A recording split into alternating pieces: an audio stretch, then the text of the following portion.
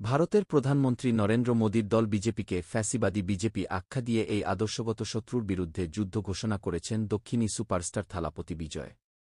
আর এ বার্তার মধ্য দিয়ে 2036 সালের বিধানসভা নির্বাচনের দামামা বাজিয়ে দিলেন এই অভিনেতা ও রাজনীতিক।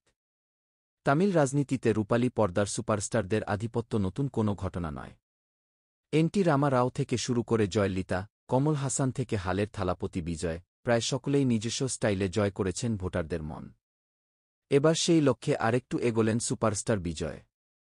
ভারতীয় সংবাদ মাধ্যম ইন্ডিয়া টুডের এক প্রতিবেদনে বলা হয়েছে, বৃহস্পতিবার 21 আগস্ট মাদুরাইয়ের পারাপাথিতে তার দল তামিলাগা ভেটরি কাজাগাম টিবিকে দ্বিতীয় রাজ্য সম্মেলনে হাজার হাজার সমর্থক জড়ো হয়।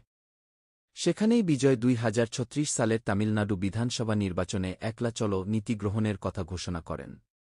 শুধু নিজে লড়ার ঘোষণাই নয়, পাশাপাশি রাজ্য নির্বাচনে কোনো জোটের সম্ভাবনাও উড়িয়ে দিয়েছেন তিনি। সমাবেশে বিজয় বিজেপিকে আদর্শগত শত্রু এবং ক্ষমতাসীন ডিএমকেকে একমাত্র রাজনৈতিক শত্রু হিসেবে উল্লেখ করেন। এ সময় বিজেপির ওপর রাগ ঝাড়েন অভিনেতা। বিজয়ের ভাষ্যে, আমাদের একমাত্র আদর্শগত শত্রু বিজেপি। আর আমাদের রাজনৈতিক শত্রু হল ডিএমকে, দ্রাবিড় মুনেত্র কাজাগাম। তামিলাগা ভেটরি কাজাগাম টিবিকে এমন কোনো দল নয়, যারা কাউকে ভয় পায় বা কোনো